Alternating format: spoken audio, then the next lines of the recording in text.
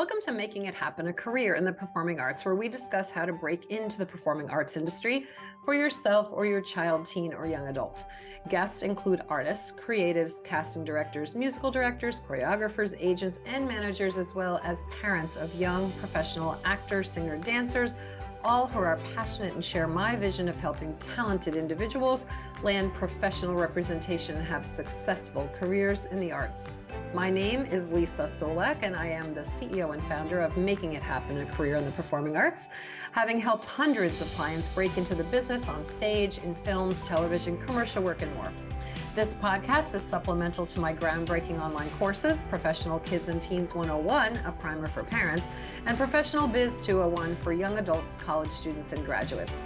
For more information, check out all the ways that you can benefit from my courses, my programs, my free weekly newsletter, and free guides. Go to lbctalent.com or lbctalent.thinkific.com. My guests today are Carolyn and Patty Chester. Hi, guys. How are you? Hi. Hi. Great. How are you? I'm good. I'm really thrilled that you guys could be here. I know it's been tough because your schedules are so different. And even though you live in the same house, you know, that's what happens when you have a busy working performer in the house, you know. So I'm really excited to have you, Carolyn, because I know you recently got signed with agent for commercial dance. And I really haven't had anybody else on the podcast as yet who is pursuing that career. So I'm really excited to talk to you about that journey of recent. And Patty, thrilled to have you share your perspective on how the journey went and how that was for you and how you helped to guide her, because I think it'll be really helpful for our listeners to gain information and insight and be able to kind of follow that path a little bit if that's what their journey, you know, holds ahead of them. So yeah, so let's start at the beginning. I always ask everyone, like, Carolyn, when did you know that you had the affinity, the talent, the ability to do this in a way that was possibly going to be career bound? Like, were you really little? Was it not until you were a teenager? What was the beginning of the journey? So I started later than a lot of dancers. I started when I was 11, like professional, like wanting to be professional. Because I always really loved music and I enjoyed dancing on my own time, but I never like connected to it until I got like super inspired at like the end of 10. Like I was just watching other dancers do their thing and dancers who were my age, like 10 at the time. And I was like, oh my, this is what I want to do. This is what I want to do forever. And like seeing different kinds of dance, like commercial dance at that time was a little bit less like accessible to me.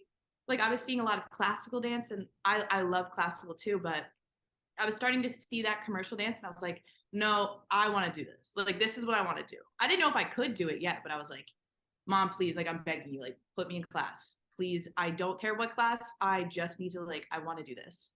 So wait, let me ask you this. So Patty, did you recognize it at that time, or was it something that was just you put her into a class, or you see her dancing around the house? Like, what were the things that you might have noticed in regard to any kind of talent brewing there? Like, was it there? Was she playing around the house, or was she dancing, you know, for relatives? That's young, right? Age 10. So what was your perception of that? Well, she always danced. I mean, as soon as even really before she could stand up on her own, had an affinity for it forever. Any kind of repetitive sound, she could kind of hear the beat and she would dance to it. We did try, because my older daughter was in with Oleg Briansky at Pennsylvania Youth Ballet. And so I did enroll her in some classes when she was real little, like 4 or 5, but they were just way too rigid for her and too structured at the time. So she was not ready for that, but I could see she had all the mechanics. She was very flexible. She had beautiful turnout. She just seemed to have all of the basic ingredients. And then all of a sudden just a switch flipped and she decided that that's what she wanted to do. So then it was just a matter of, we were no longer out as close to PYB geographically at the time. So then it was just a matter of finding really good teachers, really good schools for her to take dance. Because I know that, you know, you and I have talked about this before, but I was never going to waste money on those whatever you want to call them, the Dolly Dinkle dance studios. Yeah, I think too, you should mention your background, Patty, because you speak already, you're speaking from a voice of knowledge and understanding. So maybe give everybody an idea of what your background is with dance. Oh, okay. So I studied ballet, and back in the day it was jazz, and growing up, and I was actually in a couple of ballet companies. Two of them were professional. There was a moment where I was thinking maybe I would do that for a living, but it was a different day and age. My parents weren't really behind that. They really wanted me to go to college and kind of, do something academic, and just to have dance as something I did for fun for myself on the side, which was fun. I did go to college. I ended up going to law school. But the nice thing for me was that it made it very easy for me to look at a dance studio, to go and observe a class and know, is this teacher any good? Is this teacher not any good? And I feel like one of the most important things as a parent is to make sure, whether it's just for your kids' enjoyment or they want to eventually pursue a career, I don't think you should waste money on any of the classes that aren't really teaching your child the really good skills, all the basics, all the important skills to learn how to dance well and correctly, because it's going to help with everything, not just if you're going to have a career in it. Yeah, sure. So Carolyn, what happened then? So now you started classes, and let's take us from there.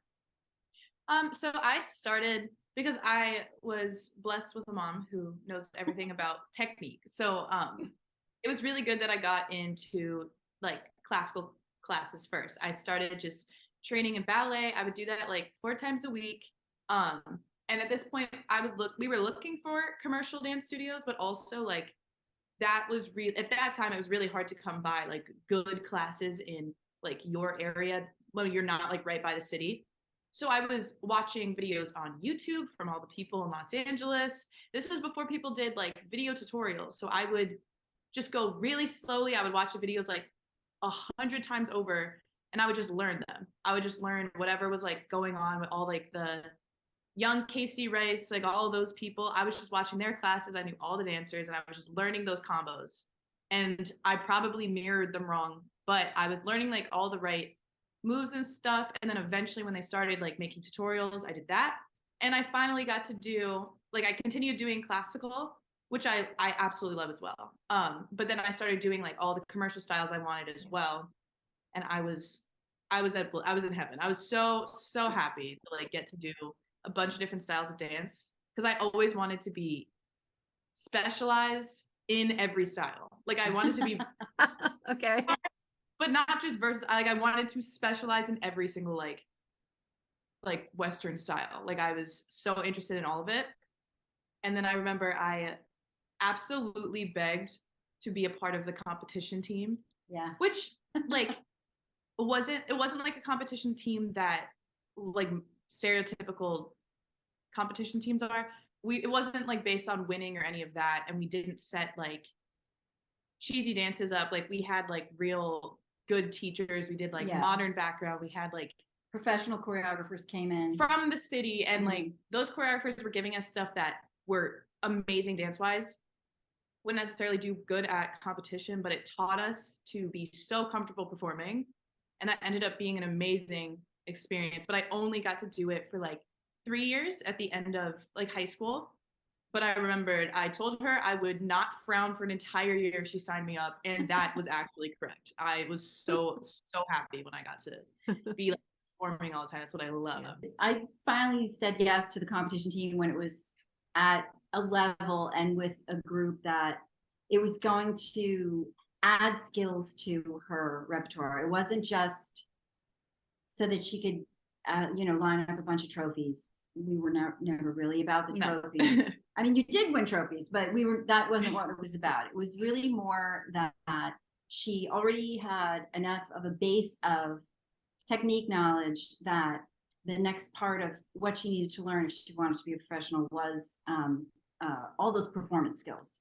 And that's what that's what that particular competition team That helps. offered. Yeah. So Mhm. she, It's a tricky thing, right? Because in the dance world, it's like, what do? Do you send your child to like a classical conservatory type program, or do you kind of give them that opportunity to do all the different genres? And there's always this kind of pull and tug between competition schools and conservatories. But I think there can be a middle ground somewhere where it's about the education and it's about the different genres, and it's about really thinking of each individual performer as simply that, the performer that you're trying to educate wholly, like, and giving them every opportunity to explore all those avenues, right? Because some competition dance studios are so into, you know, the competition circuit, just like any other sports team might be.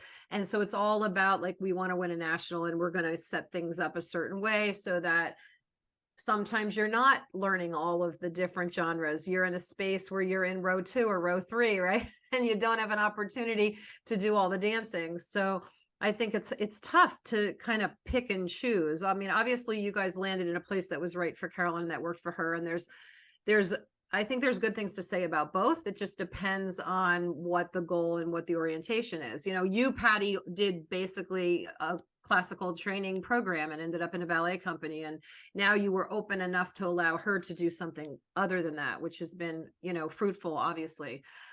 So let's talk about the college journey and the thoughts behind, because I know you guys have a lot to share that's going to help listeners in regard to what do you do when your child wants to major in a performing arts field, and how do you handle all of that? So how did things transpire at that time when she was like a junior, senior, Patty, and give us a little insight about how that worked for you guys. from like age of 10, 11, she was very driven as far as a dance career. So we knew that that was going to be part of her future one way or another. We could, you know, assist with that, or we could try to fight, you know, swim against that. So basically, the good thing was that she was interested in also having a university career. She wanted to do both. Mm-hmm. We actually auditioned at a variety of, I don't mean like we auditioned at 15 schools. What I mean is we auditioned for some schools that were universities and would offer other programs, and then at places that were more conservatory based, and really you couldn't major in something else. And you know, she did get in UNCSA's program, which was, you know, a wonderful Really conservatory program, but it was absolutely not offer her anything outside of that. And so there was kind of that push and pull, and she realized those are the only 4 years. If she really is going to get out and dance, she's really going to have to, you know, move on it as soon as she graduates college. So those are the only 4 years she can really do that whole college experience. So she turned down UNCSA, and she decided that the program that she chose was going to be a regular university program, so that she could do everything, and she could also double major, which she did. So, I mean, from our perspective as parents, we were grateful for that, because she's got 2 degrees. She's got another degree that she already is kind of using in her side hustle to earn money while she's, you know, in between auditions and things. But it was still important to pick a program that was going to, like, once again, just like with the competition team, add to her set of skills. And so she ended up with a modern program, and it really did add, I mean, a whole world of modern opened up for her. Well, Carolyn, what are the majors? What did you come away with degree wise? So I have a BFA in dance, and then I have a double major in psychology. Yeah, she has a BA in psychology as well. Oh, gotcha. Okay. And this was at Rutgers University, correct? Yes. In New Jersey. Okay. All right, cool. So how was it juggling that? So you did a double major and you're doing a performance career plan. How did that work out? I mean, just to give somebody, like, if there's somebody like you who's a senior in high school thinking, oh, I want to do that too. Like, give them a little bit of an idea about, I don't know, like a typical week, a typical month. having a double major? What's that like? Okay, so I picked one of the most, I think it's the second highest credit intensive major is dance at school. So like it was a more intense and long schedule than like my high school schedule. And high school, typically people go from high school to college and they're like, this is literally nothing comparatively. But there were some days that I was dancing for like 10 hours a day. And I also had like online classes, or some days that I had like less dance and I had like 3+ hours of just class. It was a lot, but as long as you love what you're doing, it really like it didn't like it wasn't hard for me to juggle it all because I really truly loved learning about psychology, and I also like love dance. Even when it's hard sometimes to wake up, it's I loved what I was doing and I like to learn. So like it wasn't super hard to juggle, but it was constantly like a very intimidating schedule to look at. Like I had like 19 classes. That's like a week. Like that's not 19 enrolled classes, but I mean like you're having the same ballet class, modern class like every single day, and you have like a rotation class. Sometimes you have like rehearsals on the weekends, you have rehearsals on like at night. So like I had like 19 blocks on my schedule per week, and that's not counting all of my rehearsals. So like it was a lot. Some programs do it differently, but it wasn't too much. Like I loved what I was doing, and all of the dancers who were going into this typically came from competition or conservatory programs where they already know like rehearsals are going to last like 6 hours after school, and you already did school. Like it is exactly what they've been doing, and it's just kind of continues into college if you want to do like a double major. But it does, like it is sometimes hard to see like if you have friends outside of your major that they only have to go to like 2 classes a week and then they can do whatever they want. That's a little sad sometimes, but I'm very passionate about what I do, so I didn't end up really caring about that, but it is very different from a normal college student. So what was the big takeaway from Rutgers? Like give me the big, or a couple of things that you felt that really made a huge difference in your career trajectory that you learned at Rutgers as a dance major.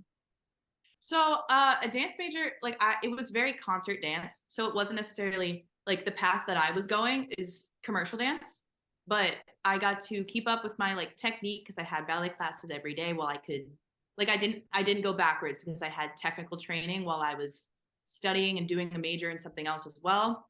I had studio space, so it really helped me because whenever I wanted to go like after school or like after rehearsal, I could just use the studio space. So it really helped me develop my artistic voice just as like a dancer myself, as a choreographer, as anything. I got to choreograph for my friends for fun.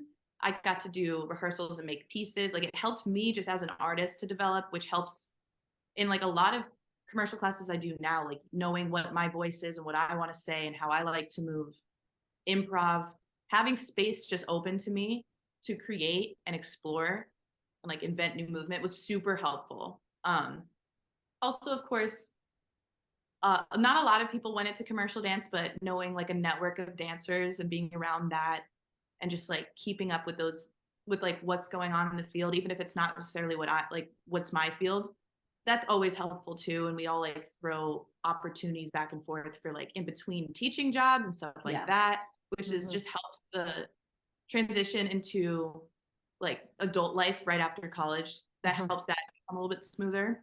Sure. And obviously taking a lot of modern classes made me way better as a contemporary dancer. It helped with ballet. It helped with in any styles. It helped my transitions to like the floor, like understanding my weight transfers. Like that was really helpful training, even though it is, I'm not necessarily going to try to go into like a modern company. I do appreciate that style a lot, and it was helpful.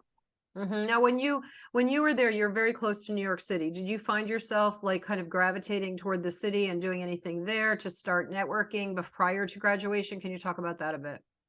Absolutely. So that was one thing that was a downside, that there was little to no commercial dance at the school because it was a modern dance school, and they might be transitioning a little bit more now, but when I was there was nothing. There wasn't even necessarily like a kind attitude towards commercial dance. So it was kind of up to me to make sure I continued my training and move myself forward in that way. So I continued doing like video things, learning videos on my own at those studios, but absolutely on the weekends, whenever I could after class, I would take a train into the city because there was one right on campus. Mm-hmm. And I would just go take as many classes as I possibly could and then come back home and try to get to know whatever teachers were doing things and choreographing, and try to make some teachers that were just like teaching exactly the kind of things that I needed to learn, make sure that they knew who I was, they like have seen me before, and try to get like extra feedback from them, because it wasn't my program wasn't going to make sure that I had those things. So I needed to understand, first of all, the things that I needed, and then go out and get them myself. Those teachers aren't necessarily going to connect with you like your college teachers who are grading you will. So it's up to you to make those relationships. But yeah, I was close enough to the city that thankfully I could easily go and do that part myself. And that kept me like going forward constantly for my commercial track. I mean, that was one of the bonuses about Rutgers. It kind of had all of those aspects. It had the university aspect. She could do the double major. She would get solid technique from them. She would also be near enough to New York City that she could keep continuing with that. And then we also tried to make the best of any breaks. Over Christmas break, she would do like a BDC intensive. We sent her still to really solid intensives over the summers that would always include a commercial component, or else just some kind of technique thing that she just kept me like just technical. something that kept her going forward on the path that she's like. We tried to be strategic with the choices that we were making for her, that she was making for herself once she hit college. Because I know you and I had talked about this at one point.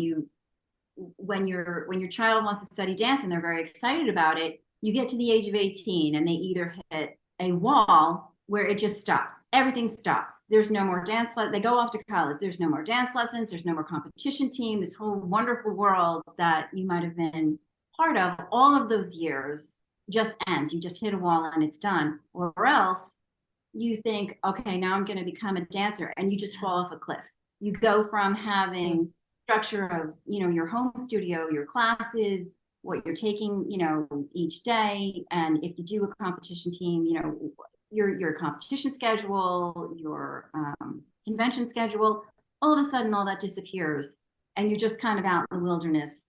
Basically, that's how I thought of it, either a wall or a cliff. And so we were trying to find a way through that. And thankfully, because we got connected, and all your connections with, all the choreographers and the professionals in from the city, and all of, your guidance, we were able to find a path down that cliff so that she could keep moving forward. And so we tried to kind of keep that in our minds when she and I were thinking about like what intensives to do, and, looking at who were the teachers there. Are they choreographers who are currently hiring people, or is this a good, good networking opportunity for you? Because at that point now she's built a lot of technique. So it's really just more focusing on networking skills and trying to, work in that area. And then just for any extra type technique things that she wasn't getting, Sure.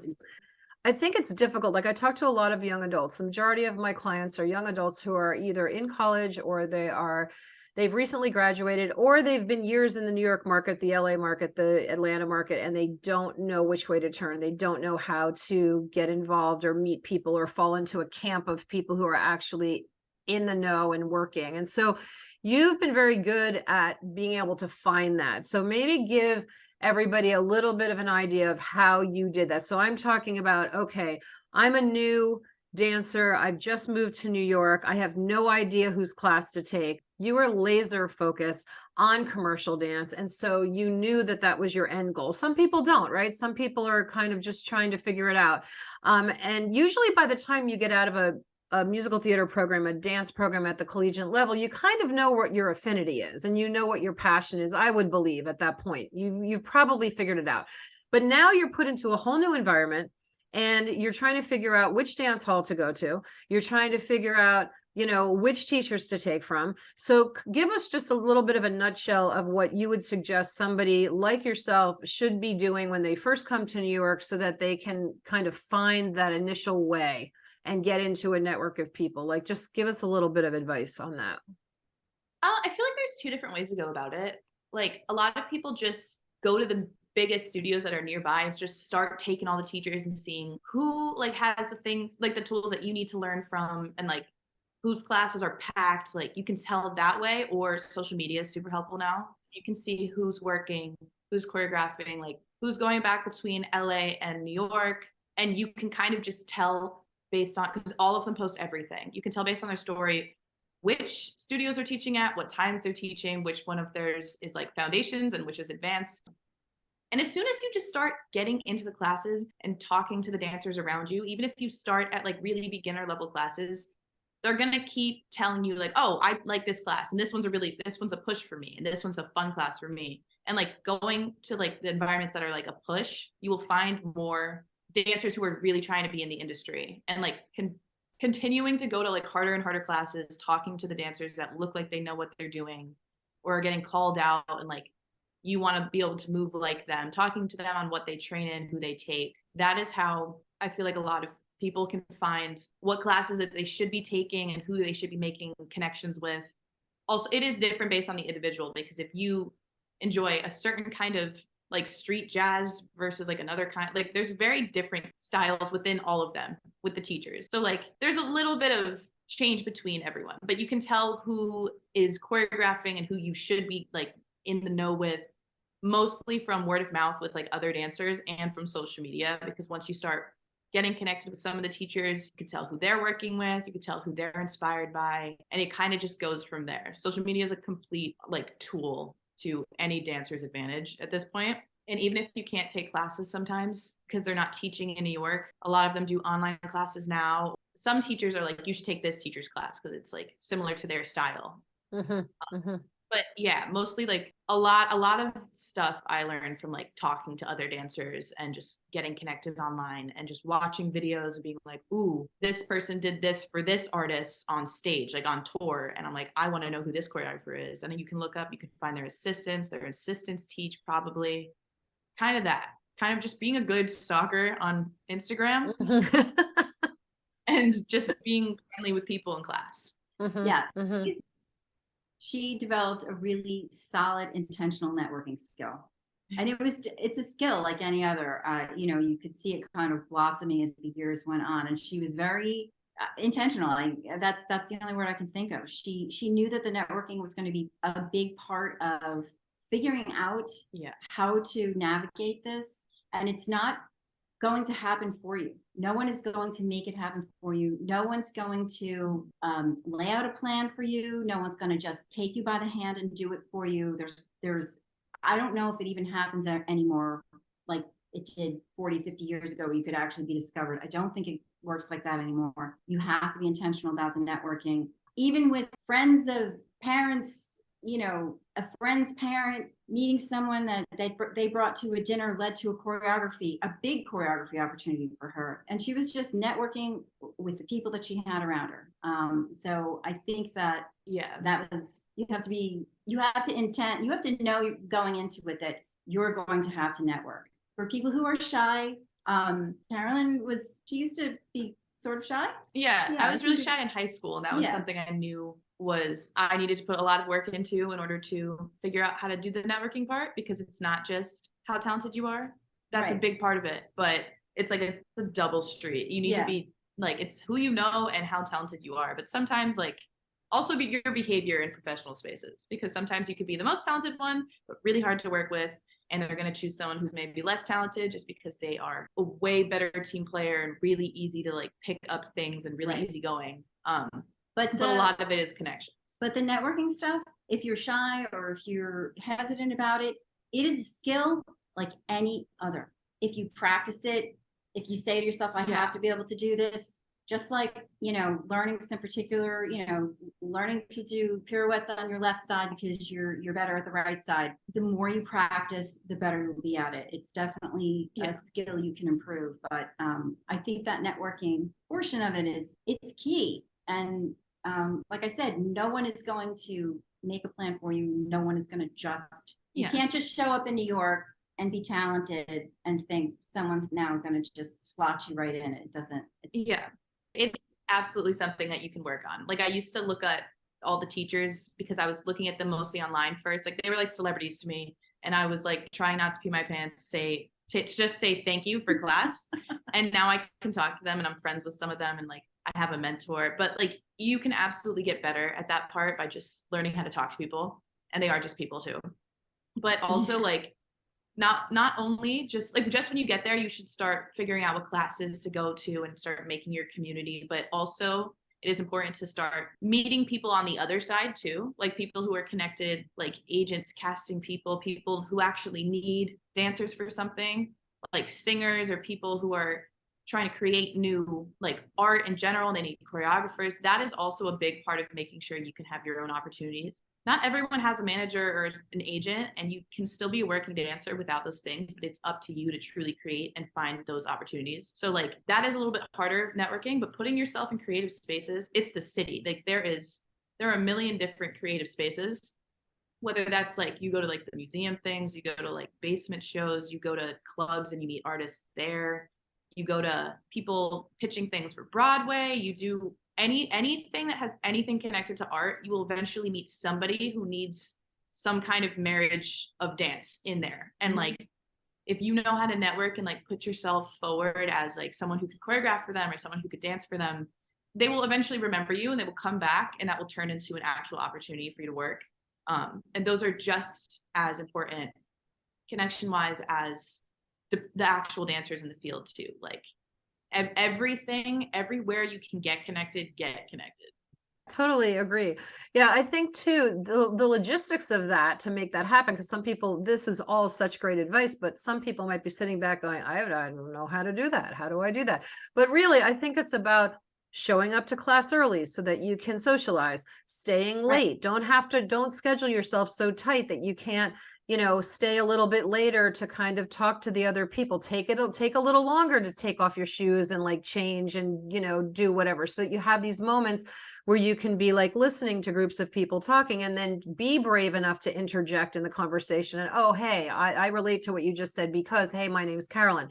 Like you have to kind of teach yourself those skills or learn them from somewhere. I mean, taking an acting class is sometimes a really great way that somebody can become more confident in themselves in those moments. And I think what you said too, Carolyn, is so important about finding opportunities to do your art with whoever, wherever, because that is going to build your resume to become more palatable, to be able to get an agent or manager. So we've got a perfect segue here when you mentioned that, to, okay, now when is it time to say to yourself, all right, I'm getting work for myself, which of course, it's kind of like a thread running through all of my podcasts that you do have to seek out work, and you have to create some of it for yourself, and you have to say yes to things. Like if you're in a community, and you also have to be brave enough to, in a moment when you're feeling like it's appropriate for you to blow your own horn and say something wonderful about yourself so that someone knows who you are, because they don't know. If you're sitting down having like lunch or dinner or a drink in, a cocktail in a bar in New York with friends and people who are there, who are producers or who are other artists, and if you don't interject what it is you do well, they're never going to know. And if you don't interject what you really want to do and what your passion is and what your goals are in life, they don't know. So until you say it, but it's hard to say it. It's like trying to say thank you to that teacher that you had mentioned earlier, when you put them on a pedestal. I'm sitting across from this producer who's talking about something that I could help him with, but how do I actually get that to come out of my mouth? And that's something that, like you said, Patty, it's a skill. It's a huge skill. But once you get those opportunities and you start to build your resume and you're kind of climbing the ladder, right? You're climbing the rungs of the ladder. You have enough built that then you can start seeking out professional representation. And that is certainly going to open huge doors and get you in all the rooms. So let's talk about your journey to representation. So what really was the turning point when you decided, either one of you, Patty or Carolyn, like when did that kind of come into light for you that, okay, now it's time? Well, that was always something that I wanted to do because I love dance, and I do want to take it to the highest level I possibly can. And for commercial dance, that involves an agent, because there are rooms that even if I have amazing networking skills. Like I can't get into those auditions if I don't have a helping hand sometimes. And networking can get you very far. Like I do know some people who have done big artist tours without representation, but for most people and for like a lot of opportunities, you need that to get sent into those rooms to even show people what you have to offer. As someone who wants to work for like big artists and music videos, do movies, work behind artists, doing backup on tour, I knew that I needed to do like the agency route. So thankfully I met you when I was young enough and still working on all the ingredients and the materials that I knew what to set up and what to work on. I like knew from you that I needed to have like a pretty good resume. I knew about getting real footage and figuring that out. And I knew what that was supposed to look like. And that was all really helpful. So like when I was going through college and stuff, I was already assembling my resume. I was looking for opportunities. I was dancing with other people that were teaching me new skills, and then like taking opportunities that pertain to those new skills until eventually I had a full resume of things that weren't just from high school and middle school, which is helpful when you're first starting. But once you get like to a higher level, you want to take those out and like replace them with more impressive and more like adult like shows and jobs. And I also learned to like say yes to things in different fields and like do things in print, do things in choreography and whatever. So I had like a very like versatile resume. So it looks reputable. Like people can tell that I've worked with people before and they enjoyed me in order to like have me do other things for them. And I always liked making dance videos just because I enjoy doing like editing and filming and I enjoy dancing. So that was a pretty good transition when you taught me about like needing to have a reel and what that's supposed to look like, because I was like, okay, I have all this footage. And then I learned that it's helpful to get footage from people's classes.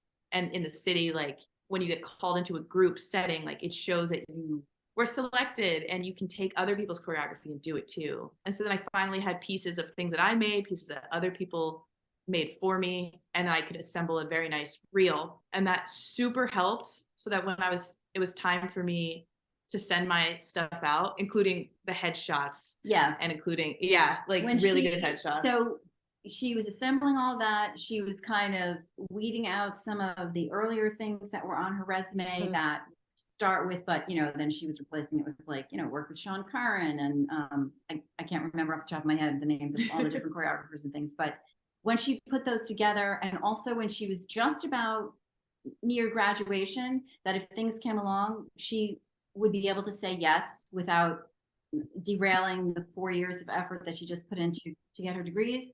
We invested in the professional headshots, which are worth their money. When you're really making that transition from I'm pulling my assets together, now I'm transitioning into when I'm really going to audition, when I'm really going to try to get an agent, when I'm really going to try to make this happen. That money in headshots, it was worth its weight in gold. We went to people that knew what they were doing. And in fact, they even said, if this person asked for this, they'll be all set because they know our work. And like they knew all the people in New York as well. So that's when we invested in those. It was just a few months before graduation, so that when she graduated, she had all her assets together and was ready to go. And if anybody asked for anything, the answer could be yes, because you do not want to ever say no, because you don't know when that's then going to be the last time you get asked. We kind of just built up this big wave to get all the assets together. And then so she was, other kids are just graduating, figuring out, oh my gosh, what do I do now? And Carolyn was like, gates are open. I'm ready. Here's all my stuff.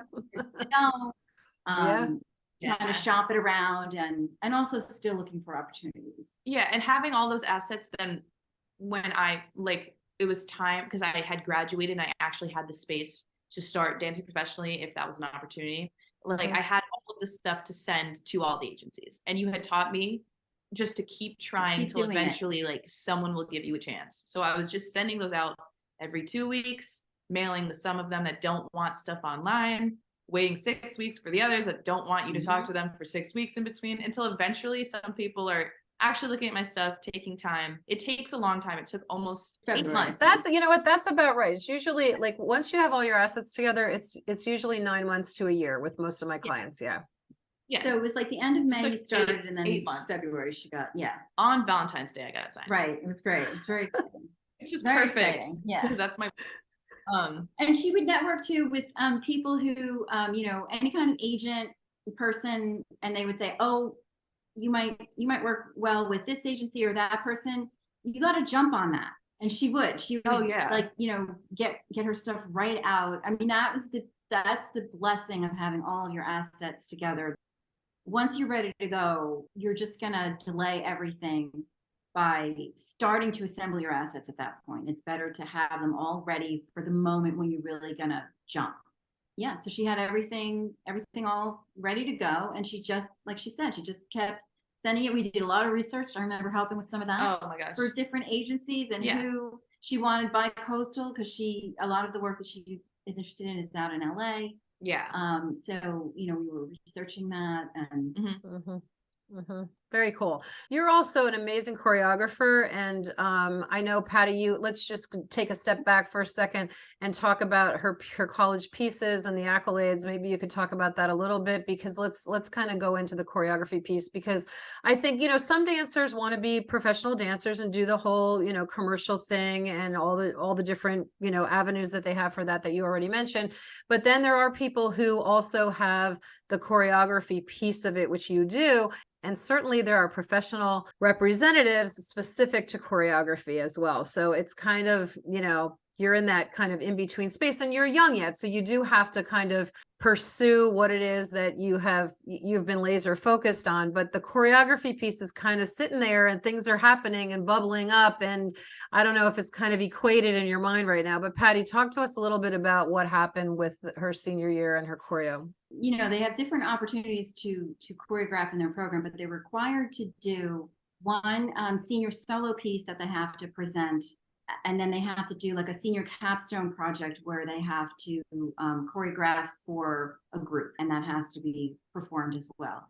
And I knew that she had pretty nice choreography skills because I had seen her do, you know, like her senior piece when she was in high school, when she was, you know, graduating and different things like that. But I did you in college. Oh, that's right. You did have junior one too. They did require it, but the senior ones were very big, and they needed them to graduate. And I remember going to the senior solo show, and I didn't know what to expect. She is very private about, like, she won't show it before it's done. And yeah, you know, we sat through a lot of pieces, and some of the dancers, some of it was very good, some of it was really good. But when Carolyn's senior solo came on, the level, it was like, this was a professional level piece of choreography, and then the rest were students. And I was so proud, but I couldn't believe it. Because that's not the piece that she stresses, is the choreography piece. But I saw it and I said to her, it was fabulous, and that I felt like she had so much to say that it's something that I hope that she would continue. And I thought, wow, I don't know if we'll be able to recreate that same experience that we had in the solo thing, because it was so, I mean, the crowd went wild. Everybody loved it. Flash forward to the spring for the big capstone piece, and it was insane. I couldn't believe it. I was so proud that it was excellent. It was excellent. It was riveting from start to finish. It was very unique, kind of like brought in all of the new modern skills and things that she had been learning, kind of gave it her contemporary twist. Commercial. She kind of like put her own commercial twist on it. It was just spectacular. Same thing. The crowd went nuts. I feel like she's sort of like a stem cell with dance right now. She could definitely go hard in just the dance direction, but I really feel like she's got a lot to say and a lot to give the world in the choreography too. So she can really go in that direction. Sure. Yeah, absolutely. So Carolyn, how, like, have you been doing choreography on a professional scale? You don't have to be specific, but you know, I know some things have been happening, but you know, and how do you feel about juggling the two at the same time? And how have auditions been going? Like, kind of give us a whole layout of what's been going on. Yeah, so I became a professional choreographer by accident. That was not at all planned. But doing the elevator speech at many different things, some people are like, "Oh, well, can I see what you've choreographed?" And I'm like, "Well, yeah, I've actually choreographed so many things." And then they're like, "I want your choreography. I want you specifically." And I'm like, "Okay, yeah, let's do it." And that moved me into doing some very big opportunities for upcoming projects and helping in places I didn't think I could have helped in. But I personally love doing it at the same time as dance because I love choreographing, but I also like I always want to be in my pieces because I really love dancing too. So I enjoy doing them both at the same time because then I get to be in the art, I get to be in other people's art sometimes. Sometimes I can't be in my art, but it's like both sides of the thing that I love, and so it is great for me to do it at the same time. But I do know that like for representation, you kind of have to do one at a time. So you get signed for dance. So that's what I'm signed to now. And it's my turn to be in all of the art, but I get to continue doing just like choreography for my own self, for my friends, just to make concepts at the meantime. But if I want later to look for representation for choreography, that would be a different kind of process of getting signed for that specifically and then making choreography for like other artists. I know that it is like two different things. Yes. But I'm enjoying somehow doing a little bit at the same time. I really like that. I mean, you're kind of building a book of assets, of choreography assets as well. So like if you I have built got some nice, like before I was signed, I have built like a pretty impressive resume now of things that I've choreographed. And so when it's my turn to maybe shift a little bit, I'm absolutely open to looking into choreography or wherever the wind takes me. But I'm interested in whatever different creative realm there is. Right. It's so exciting to be young and have all of these opportunities and be so talented. It really is. I'm so proud of you and everything you've done. Oh my gosh. So before I want to get to this, I don't want to run out of time and not get to this. Let's talk about side hustles. I know you are extremely proficient in editing and in your visual talent in regard to film. I know you have multiple side hustles, so talk a little bit about that and about how that has helped you, through this journey as well. Yeah, so I have a few different jobs that I do on the side, which are all skills that I taught myself actually. Same thing, I started when I was 11 wanting to be a professional dancer but I had just started. So obviously I was not about to be on like Ariana Grande's backup tour. Like that wasn't going to happen. So I learned how to edit. I learned how to shoot. I understood lighting. I figured out how to do camera work by myself. I figured out how to edit so it zoomed and it looked like somebody else was holding it, even though it was just me. Because I was like, I can't have a whole team of people doing this for me yet. And I can't pay a whole team as a 12-year-old. So I figured out how to be the whole team myself. And so here I am now. And I do social media for other people on the side. That's a separate one. I do editing. I do video and photo. I do just picture editing. I create graphics. So I kind of use all of those skills that I originally just learned for fun in order to make myself feel like a professional dancer when I was little. I use those now in order to make me be actually able to be a professional dancer, because you almost always need a supportive job unless you're super high and super well known. So I use all of those things on the side, and that is what keeps me afloat as I'm in between jobs and different things, and makes it easier for me to be able to move from place to place because a lot of them are remote. But yeah, I just continued developing those skills since I was like 11, and like learning different kind of editing and saying yes to a bunch of different opportunities that weren't necessarily the thing that I was passionate about at the time, which now help me do the thing that I am passionate about. And the newest side hustle I picked up is doing websites, which I absolutely did not think I was going to be doing, but I've done now like 4 or 5 of them this year already. Yeah. So yeah, like I'm always saying yes to new creative side hustles of things that I'm interested in, that help me, but are easily transferable. In high school, your friends would just like, some of it started like her friends would just say, "Oh, can you Photoshop this picture for my Instagram or whatever?" Yeah. And it started with just stuff like that because she was just really good at some of those things. And then as time went on, more and more people were asking her to do that, and it was taking up more and more time. And so she, started to charge for it. And then she realized, wow, this can be where, as opposed to back in the day, it would be waitressing. Yes. Now it can be like this. Because it's at your Yeah. own, it's in your own time too. Like she can do Mhm. it in the hours when she's not taking class, and then when she's in between Yeah. dance jobs Yeah. that are something. Yeah, she definitely. can this way and keep it all going. And it helps to like have a special skill because I'm still doing specialized work no matter where I am versus having to do just like a service job or retail, which is just as valid if that is what you're doing, because you have to make the winning formula somehow. But that was really helpful for me to have a remote job, so I still had like a open time during the week to go take classes and say yes to opportunities. Yeah. And I could kind of do my work in between, whether that's on the train commuting or it's between two classes. I'm sitting like in a coffee shop in the city, I do my work then. Or if my day is super busy and I'm performing, I can do it at night. Like I can figure out how to create the optimal dance schedule, but still support myself in that way. So it was super helpful for me to create those kinds of skills. Yeah. Cool.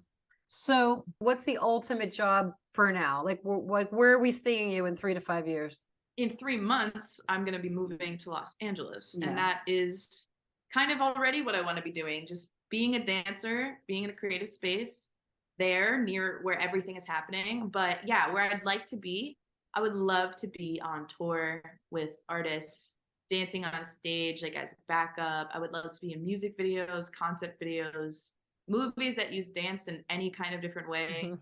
I Mhm. just want to be where, just close to where everything is happening. I just want to be up there and I want to be a part of it. Like I just love art and being in it. And I would love to be back and forth between Los Angeles and New York, but a lot of that's in LA. So probably there. We'll Amazing. really see. Yeah. Yeah, we'll see. So, before we close, any advice that you can give either one of you, to, I don't know, to lift people up and give them some guidance or whatever, any tips or tricks that you can think of that you want to leave the audience with?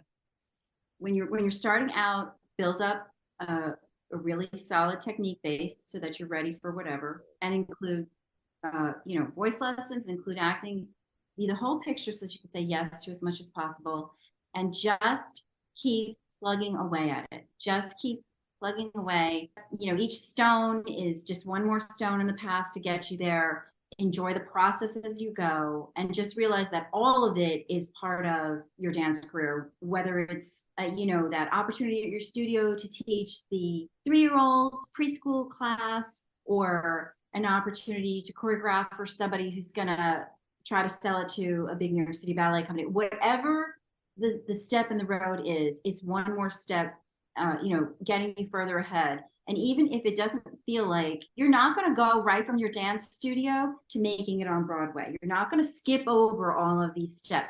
So you're going to be laying each of these stones one stone at a time, and just be patient. Just keep going. Just keep chopping away at it. And before you know it, you look back and you realize how far you've come, and you're that much closer to that moment where it will be you on Broadway next.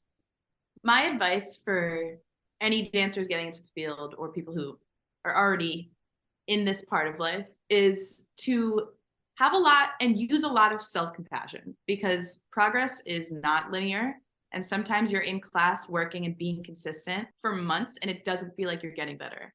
But you just can't necessarily always see it for a while. And all of those times spent in class make a difference. But sometimes you can't see yourself making that progress for like a few months. But then you'll like jump ahead and it will go just as you want it to go for a while. But then you'll reach another like plateau for a bit.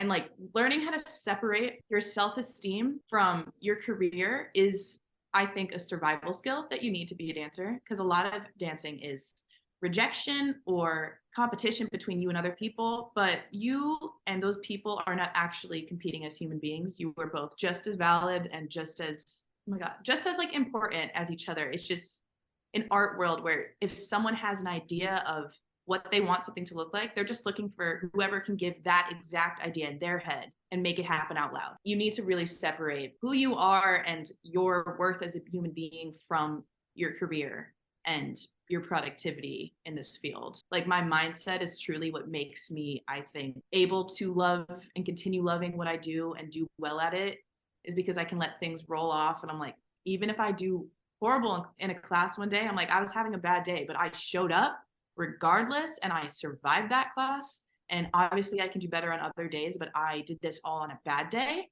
and it's fine. I'm human. That is my biggest piece of advice, I think, truly, for being sustainable in this field, is compassion, like self-compassion. I love that. That was amazing. That was great. So if anyone would like to get in touch with you guys, can you share a way that they could message you or get in touch with you, and also to follow Carolyn's journey further? Yes, my social medias that I use often are my Instagram, which is Carolyn Chester, CarolynChesterr, and then my YouTube, which is just Carolyn's Dance Channel.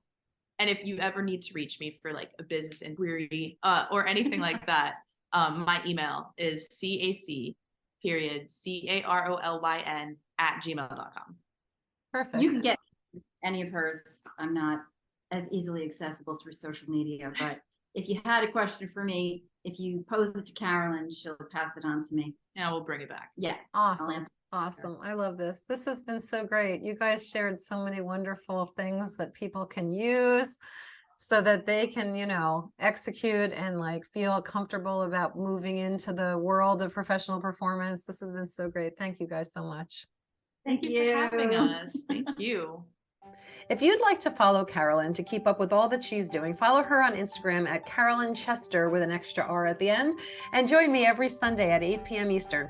Need more information? Visit lbctalent.com and follow me on socials at LisaSolak_LBC Talent. By sharing our stories, we can help other talented individuals land the career of their dreams.